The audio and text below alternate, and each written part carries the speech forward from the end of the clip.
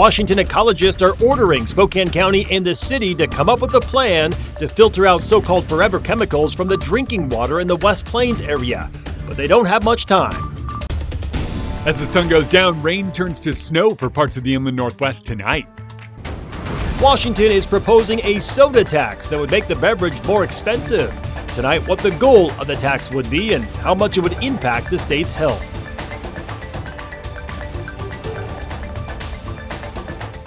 Good evening and thank you for joining us for KREM 2 News at 5 tonight. I'm Mark Hanrahan. We start at this hour with a check of the forecast. Let's get right outside. The chief meteorologist is Jeremy Legoo. Jeremy, a chillier day today. Rain down here in Spokane, but up in the mountains, as we see behind you, it is snowing. Yeah, it's raining a little bit here on the South Hill. I'm really hoping it starts changing over to snow. That's not going to happen for a few more hours. Up in the mountains, though, it is coming down as snow. 36 degrees is where we sit down low, and our temperatures just keep slowly dropping just about everywhere. Sunset here in a few minutes, so we're setting the stage. Once the sun goes down, we then have a cold front moving in and the ability to pull down some more cold air. Winter weather advisories remain in place through 10 a.m. tomorrow for Northeast Washington and much of North Idaho. But here it is. This is what I'm excited about, this big push of cold air.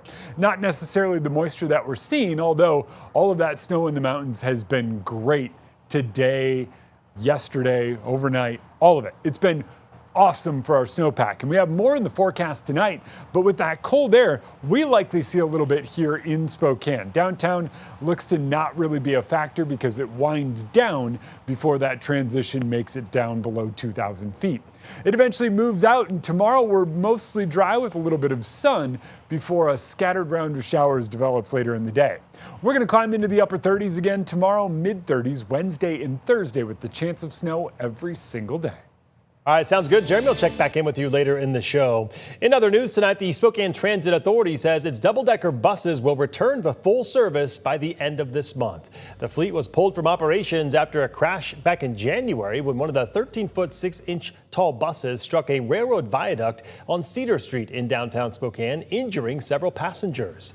Tomorrow, STA will begin testing new safety protocols on Route 6 and 66 between Spokane and Cheney. The buses won't carry passengers during the testing. New measures include additional driver training, disabling navigation software, mandatory safety stops before railroad viaducts, and required check-ins with dispatch when entering downtown. STA says the investigation is ongoing and the results will be shared publicly once that investigation is complete.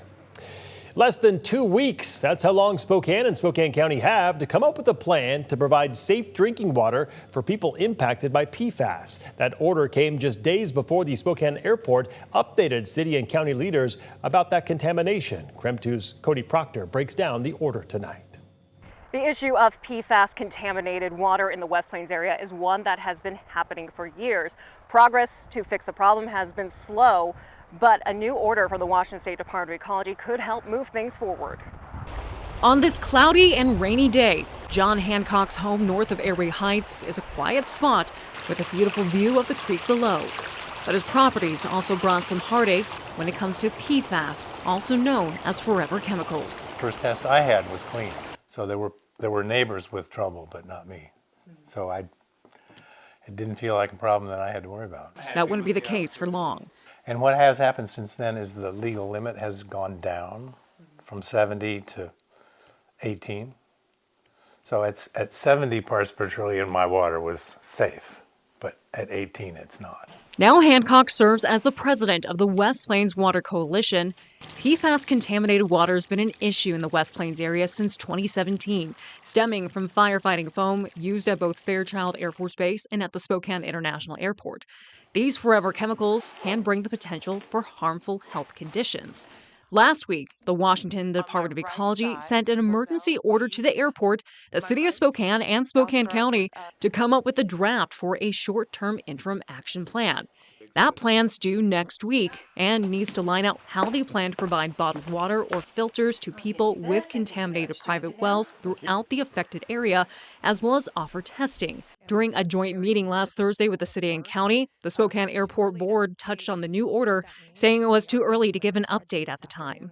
For Hancock, this new development feels like the coalition's work is paying off. After 4 years of hard progress towards explaining the story, meeting with neighbors, hearing their stories, meeting with agencies, meeting with the electeds to just try to get attention to the severity of the health risk from PFAS.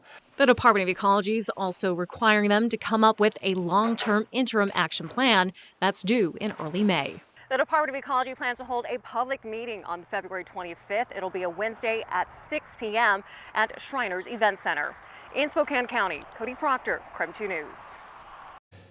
New from over the weekend, Spokane Representative Jenny Graham announcing that she will not seek re-election. Graham currently represents Washington's 6th legislative district, which includes Airway Heights, Medical Lake, and much of Spokane County. She was elected to the state legislature back in 2018. Her term ends at the end of this year.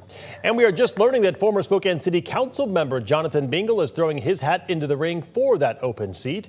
He says he wants to focus on affordability for families. Bingle represented District 1 on Spokane City Council for 3 years. He sought re-election in the most recent November election, but lost to Sarah Dixit. Washington's proposed soda tax is back, adding 3 cents per ounce on sugary drinks. The bill hasn't had a hearing yet, but it is still alive in committee. KREM 2's chief journalist Amanda Rowley looks at the health impacts soda taxes have and what that could mean for Spokane.